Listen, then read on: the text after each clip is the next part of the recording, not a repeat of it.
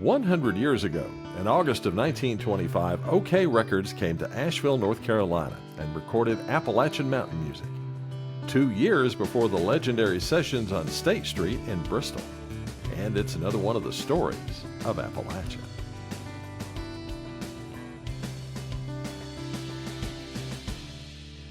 Steve, I love this story because, to me, this is kind of like the spark. This is what lit the fire, or can we say the big bang for what was going to happen of Appalachian mountain music, or music in general, coming from the mountains and the hills of Appalachia, because this was a big event. It may have paled for some people to say, well, you know, Bristol, of course, the birthplace of country music and everything, but this is big. This is significant in the history of what we could term hillbilly music. Well, you can call it the spark that eventually set off that big bang up in Bristol. And as you know, Rod, Bristol's called the birthplace of country music. It's got its own museum of country music, but it wasn't the first place that what was called at the time hillbilly music was recorded in Appalachia. Folks, before we tell that story, let's take a look at, let's call it the music scene in Appalachia before 1925. And to do that, we need to go back and tell the story of the folks who started collecting and preserving Appalachian music in the first place. Well, the music that was played and sung in the mountains at that time, it wasn't written down. There was very little, if any, sheet music for traditional Appalachian songs. People carried those tunes in their heads and, well, basically in their hearts. You learned it by listening to your parents, your grandparents, uncles, aunts, and neighbors. Mama singing while she worked, whether it was out in the field or in the house. Papa playing his fiddle on the porch or singing in the local church choir. Now, each community had its own way of singing and remembering. These songs may have shifted a little here and there as they passed from one person to another, but they remained alive. And by the early 1900s, the mountains were full of music you couldn't find anywhere else in America. Now, until outsiders realized what a musical treasure trove Appalachia was, there were those who wanted to preserve and share that music with the world, while others, realizing that Appalachia was a, you guessed it, musical gold mine, they wanted to cash in.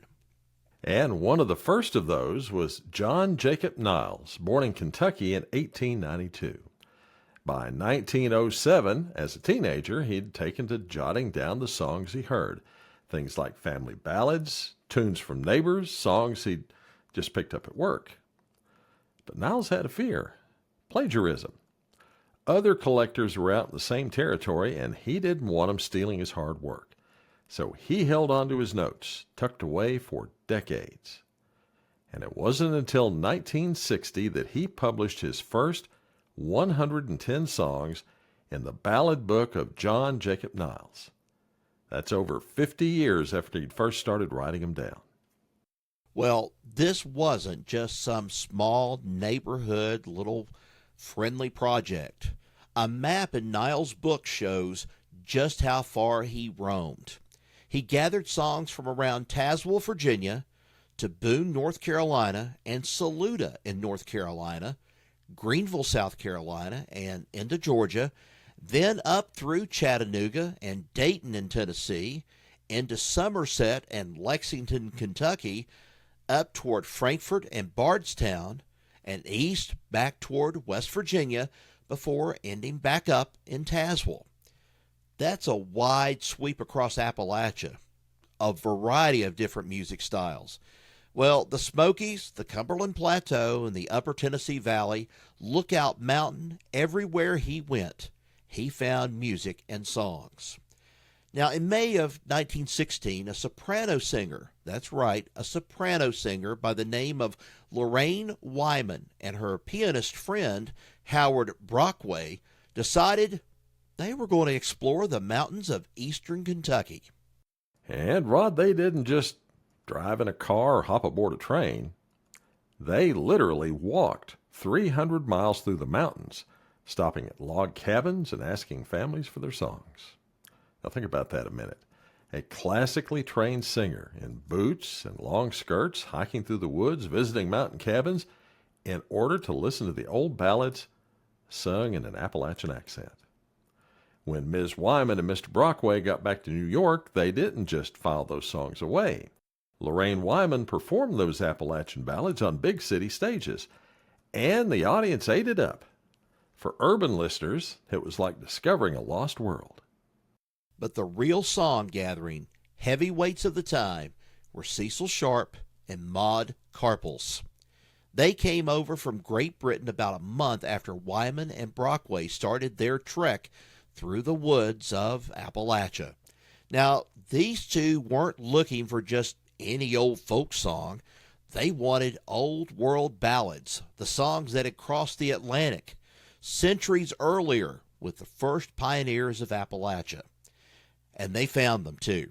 Over 3 summers from 1916 to 1918, they traveled all over to places like Hot Springs, North Carolina, Flag Pond, Tennessee, Harlan, Kentucky, Greenbrier County, West Virginia, and they went to settlement schools like the one in Hindman, Kentucky. And Rod, when they were done, they had over 200 old world ballads on paper, some of which dated back to the Middle Ages. Now, these included songs like The Elfin Knight, Lord Thomas and Fair Eleanor, and variations, 16 different versions of Barbara Allen, 22 versions of Demon Lover, which mountain folks call the House Carpenter. What they proved is what many suspected. Appalachia wasn't just full of music. It was a time capsule. The valleys had preserved songs from across the ocean almost unchanged. And by the 1920s, collectors and folklorists had shown the world that Appalachian music was something rather special. And now the record industry was also starting to take notice. Well, by the mid-1920s, the record companies had developed a problem. Radio had come along, becoming the hip, yeah, that's right, back in 1920s, the hip, baby, and happening new high-tech gizmo, letting people listen to their favorite songs for free at home. As a result, record sales across the country were plummeting. And this is where, you probably heard of this name before, Ralph Peer comes into the picture. Peer was the artist and repertoire director of, I guess I better say it this way, or A&R man for Okeh Records, which was part of the General Phonograph Company out of New York. Now, Peer had an idea: ethnic music, the kind that regular folks played and enjoyed. At this time, music hadn't really changed in decades. It was full of marches like John Philip Sousa, classical music, and operas. Ralph Peer felt that if he had something that radio didn't play, then he'd have a unique record to sell. So he sought out all kinds of singers, Russian singers, Hungarian violinists, pretty much anything that was out of the American mainstream. Eventually, he turned his sights on the South, where he discovered the blues and those old Appalachian folk songs and music. And knowing the difficulties it would involve in getting small-town local artists to make the long trip up to New York to record in the Okeh Records studio, he did what Columbia Records had done for one particular artist in 1914. He took the recording studio on the road. And soon he was barnstorming the country, setting up his recording equipment in cities like Atlanta, St. Louis, and Kansas City. In 1923, he recorded a song by Southern Appalachian artist, you remember this guy, don't you, Rod? Phil and John Carson? Yep. In Atlanta.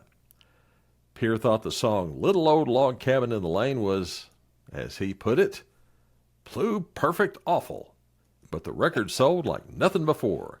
500 copies were gone in one afternoon, and that got Okeh Records' attention because they started talking about recording Hill Country Records, didn't they, Rod? Yes, they did. And just for a moment, folks, let's think about this. How many of you had a chance to watch Oh Brother, Where Art Thou? Well, this is kind of like where they got the idea for this in the movie. go and sing in a can for $10 or whatever it might have been. And then from that point on, if you became popular, then great. That's what happened. Well, the big question was, Ralph Peer was asking, where was he going to find all this music? So by 1925, Asheville, North Carolina looked like the next up and coming big city. It had fine hotels, new industry, grand mansions like the Biltmore, and tourists from around the country looking to enjoy the cool mountain air. Just outside the city limits, though, you were deep in the mountains where the sound of the old song still echoed in the woods. Now, Peer decided Asheville was the place to strike that musical gold. He brought his recording team to the George Vanderbilt Hotel. Isn't that a coincidence? The Vanderbilt Hotel, the Biltmore, and everything. Well, he brought it, though, in the last week of August. They set up a recording room on the roof, draping blankets over the walls to block the noise of trolleys, car horns, and various other city sounds from below. They brought everything with them. Crates of, wax discs. Now, that's what they used to use back then, folks. As well as delicate styluses, large old-fashioned horn microphones, trunks of mechanical gear, and ledgers for contracts. It was hot, it was cramped, and it was, yes, exhausting work. But they had help. Bascom Lamar Lunsford, a local lawyer who himself happened to be one of those tireless local song catchers. He had already collected thousands of songs, and he knew who in the mountains could sing or play, which made him Peer's perfect talent scout. Now remember, Peer was no folklorist or song preservationist like those other people we talked about. He was simply a businessman looking for a record that he could sell and make a bunch of money on. And here at the top of the Vanderbilt Hotel, 2 years before the Bristol Sessions, Ralph Peer and his crew tested the waters in western North Carolina. And what they captured over those 10 sweltering days was both a beginning and, in some ways, a missed opportunity. Well, the first two to sit before the horn, that's right, were from Southwest Virginia. Guitarist Henry Whittier and singer Kelly Harrell, who went on to cut a dozen songs that day before giving way to the next act. Up next were R.B. Smith and S.J. Allgood, two banjoists from Winston-Salem. Allgood recorded just one piece, American and Spanish Fandango. These were just the first few to sing during the sessions. There were more than, a bunch waiting for their turn to play on the roof at this fine, brand-new hotel that was barely a year old. The Vanderbilt Hotel had fine tile floors in the reception area, a grand ballroom, and a rooftop garden under the stars. That day, it also had mountain musicians crowding the lobby, waiting for their turn to record. And you got to picture this. Now, this was probably a very swank and very nice hotel, occupied by farmers, mill hands, mechanics, all clutching beat-up cases, waiting their turn and looking to be that next star. Tuesday, August 25th was day one. The next day brought Ernest Stoneman of Galax, Pop Stoneman as he came to be called. He recorded 10 songs that day, including Blue Ridge Mountain Blues and John Hardy. Soon it was that lawyer and folklorist Bascom Lamar Lunsford's turn at the microphone with his brother Blackwell on fiddle. Lunsford gave okay songs he'd written himself, like The Fate of Santa Barbara, written about a recent California earthquake, and Brian's Last Battle about the Scopes monkey trial that had just wrapped up the month before in Dayton, Tennessee. Other acts followed. Fisher Hendley, a banjo player, J.D. McFarlane and daughter, fiddle and piano, playing Devil in the Woodpile. The Carson Brothers and Ernest Hilton, a part Cherokee professional musician in Asheville, who played a banjo piece called the Royal Clog. Dedrick Harris, called J.D., was born in 1868 in Flag Pond, Tennessee. By the time he sat before the horn, he was a fiddle player in his 50s. He recorded just one tune, The Cackling Hen. But what wasn't recorded may be even more important than what was. It's said that Jimmy Rogers, the singing brakeman, as a lot of people knew him as, turned up and failed to impress the recording crew. So he wasn't put before the microphone. Can you believe that? Rogers ended up staying in town, eventually performing on local Asheville radio stations. But one of the most unusual acts to show up in Asheville was a vaudeville and blackface performer from Macon, Georgia, named Emmett Miller, who was in town performing at an Asheville theater. He recorded 4 songs in a yodeling style, the most interesting one being Lovesick Blues, which would years later become a #1 hit for, you guessed it, Hank Williams. And the last act to perform was the hotel's own house band, the Four Robinson Carolina Club Orchestra, who recorded 2 songs. And then, just like that, it was all over. The blankets came down, the gear was packed, and the machine was rolled away. Ralph Peer had what he wanted, 60 test records. He told the local papers he was pleased, but Okeh never came back to Asheville.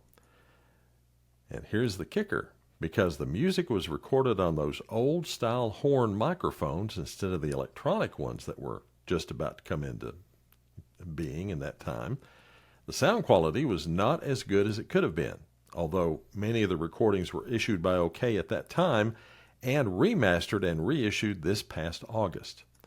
The old-style acoustic recording equipment, Rod, was on its last legs, soon to be replaced by newfangled technology like electric microphones, just in time for the 1927 Bristol Sessions, also led by Ralph Peer.